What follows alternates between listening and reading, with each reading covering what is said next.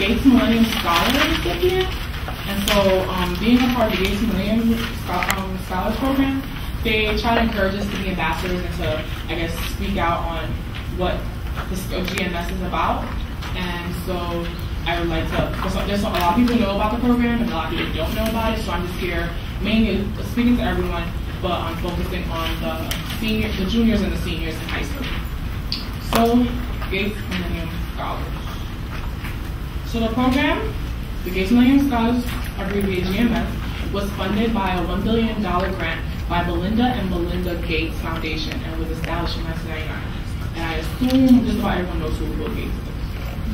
And so the goal of GMS was to promote academic excellency and provide an opportunity for thousands of outstanding students with significant financial need to reach their fullest potential. So basically it's a scholarship for college. The program is mainly headed by the United Negro College Fund, and it also partnered up with the other organizations such as the American Indian Graduate Center Scholars, the Asian and Pacific Islander American Scholarship Fund, and the Hispanic Scholarship Fund. And the award provides support for paying for school and whatever you can't really afford, such as if you need certain books or supplies, or if you need like a new laptop to help you continue on with your studies, they'll help you with that. Housing, stuff like that. It's a renewable award for Gates scholars, maintaining satisfactory academic progress. So meaning once you receive the Gates scholars, you have to every year renew it and renew it and renew it. If you don't renew it, you cause the risk of possibly losing the scholarship. With the Gates Millennium Scholarship, it's 5 years undergrad and 5 years grad. So meaning they'll pay 10 years of college for you. For the graduate school programs, they fund about the areas of computer science, education, engineering, library science, mathematics, public health, and the sciences. Meaning they do not, the only thing that they don't support, they don't pay for medical school and they do not pay for law school. Just to let you know. But a lot of medical schools do have a partnership with public health.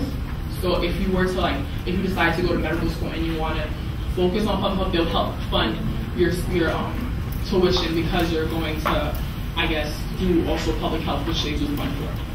And it's a leadership development program with distinctive personal, academic, and professional growth opportunities, such as they give you a chance to be an ambassador for the scholarship. So this shows off, your leadership skills and help you speak to other people and learn just how to network yourself around. The benefits of the Gates Millennium Scholarship, like I said, the ambassador program. Then there's a leadership development conference. When you if you receive the scholarship, they send you to a leadership conference, and it's usually all over the United States of America.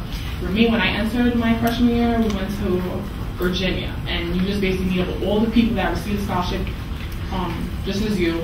You stay there for all the weekend and do so many different activities. You meet so many different famous people, and just basically try to empower you and support you and let you know that they're there to help you. It's not only just the name and the scholarship, but they're actually, if you give them a call, you have a problem with school, with grades.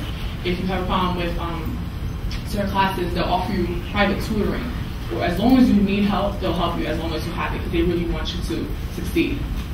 They have provide scholarship awards, so even though you receive a certain amount and you feel that you need more to support you, like if you're not living home, you're living on your own, they'll try their best to see if they can accommodate for that problem. There's deferment options, such as if you have a criminal problem or anything, you can pause it for a while and then restart it. Academic empowerment services, mentoring, and the GMS Circle. So with the GMS Circle, they help you, if there's someone else in your college that also is a GMS recipient, you can meet up with them and speak with them and see what one another can do and help you. With GMS Circle and the Leadership Development Conference, I got to meet a few people there, and some of them go to school here in New York. Like I had a friend that went to NYU, went to Columbia, and until this day we still talk, and that was just from 2006, so it's not bad.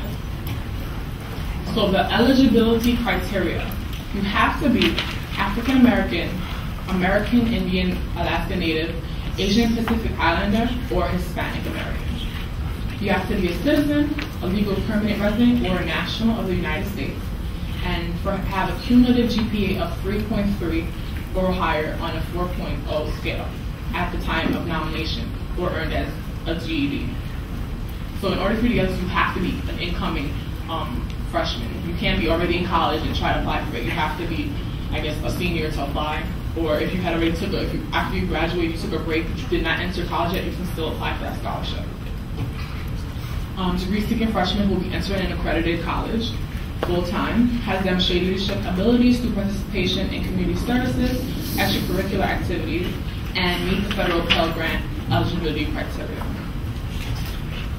And the way the nomination process occurs, you would have, there's a nominator form, a recommender form, and a nominee form. So when it comes to the nominator, it has to be someone that knows you, has some kind of background. So it could be like your guidance counselor or your parent coordinator, a community member. So it could be someone like if you sing in your church, you can have someone from your church do it, or in HCS, you have one of your mentors, they can recommend you. But I suggest you make sure you pick someone that actually knows you and knows your potential, so they can write a really good letter. And then the nominee personal information form, which is it's your part, and they try to find, learn more about you. Since, you're basically a name on a paper, they have to see, what's special about you. And the nomination process is a complete packet. It's a very thick packet. And like I said, it has the nominee information, nominator form, and the recommender form. And the applications do not need to be submitted at the same time. So each person, like the recommender and the nominator and the nominee, you each have your own accounts. So they can send it first, second, third, but as long as they send it by the due date. So like I just copied and pasted some of the questions that I was applying in 2006, such as any subjects you excelled or which you excelled or have excelled. Or they would ask you questions like, what were the difficulties that you had, what subject you had difficulty in, and how did you overcome this difficulty? Or it would ask you a question about your short and long-term goals. And they're really short essays. They're not really like they won't ask you for like one long essay. Usually questions, they could be about 5 sentences or a paragraph or 2 paragraphs. But they just basically just sum it up in one lump sum. Another question would be leadership experience. What involvement you have in your community, or what classes are you taking in school that can show your academic career, or see that you are knowledgeable about certain things, or who inspires you. That was my favorite question, which is the inspiration one, and they told me which was the best answer they ever got, because my experience for someone that motivated me would be my grandfather. My family's from Haiti, and when he went to school back in the day, he was like 1920s. He's a very old man, and he only got up to grade school, and his aunt told him that he had to stop going to school because they needed help in the farm. So he had to leave school, and so that meaning that he doesn't know how to write or read. And so he made sure that it was his goal to make sure that my parents and my aunts and uncles go to school and finish what they have to do and try to be something in their lives, and not only him just stopping there at farming, and which they all do. And now when it comes to us, me and my family for the United States, I'm the first person who's graduated from high school and college and hopefully medical school. So that was my favorite question. They really just want to know who you are, get your personality out, because like I said, you're just a piece of paper in the beginning, and then eventually they'll have interviews and stuff like that. The timeline is from August through mid-January. It's an online application, but you can submit it through the mail. Me, I was very nervous, so I did it online, and I submitted it in the mail, which I think you should do that anyway. Let's see. So during the month of February, they will let you know about if you're moving on to the next step. Then from March through April, the scholarship, you're notified about your status if you made it through as a finalist, and then they verify your GPA and go through everything, and then you just don't want to move on from there. So the website for the GMS program is www.gmsp.org.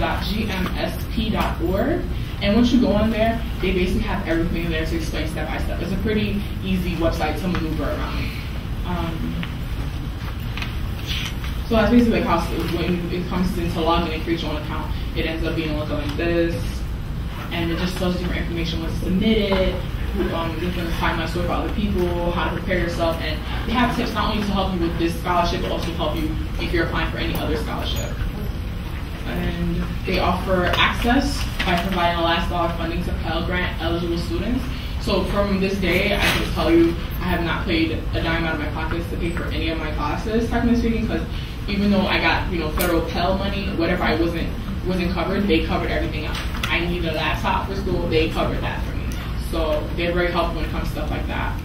The choice of a first college, so they help you in applying to a school that you really want, that you would never consider. One of my friends, she received it too. She applied to plenty of schools, but she like aimed for Harvard, and she got in, and they covered for all her expenses. So like, they really do help when it comes to financial aid, and they support through leadership development. The application should be submitted. The deadline is January 11th, 2012. The application will actually start and open up, and the questions will be posted online by August the 1st, which is like next week or so. So what I suggest is you can check it out, take a look, see if you want to be a part of it. Preparing for the scholarship, research the scholarship funding, apply for many scholarships, prepare a timeline, market yourself, plan and take action, review the criteria, choose your recommender carefully, prepare a checklist, review the materials that you submitted, and submit materials before the deadline. My personal tips, what I did when you do sign up, that you can print it out. I printed out the application and did it by hand first, and just kept doing it over and over. And like I put in bold, review and revise, review and revise. Like I did it myself, then I gave it to my English teacher, and he had reviewed it. Then I gave it to my recommender, and he reviewed it and changed it up for me to the point that at the end it definitely looked a whole lot better. And then when you officially feel that it's ready and good to go, then submit it. And make sure and stick to your nominees and recommenders, because something might slack and not do it. Make sure you stick to them, make sure they send everything in so your application can be complete. And like I've been saying over and over, life as a GMS scholar, you're financially stable, you're able to acquire some leadership skills, attend lots of leadership conferences, and be a part of the GMS circle. And that's it. Any questions?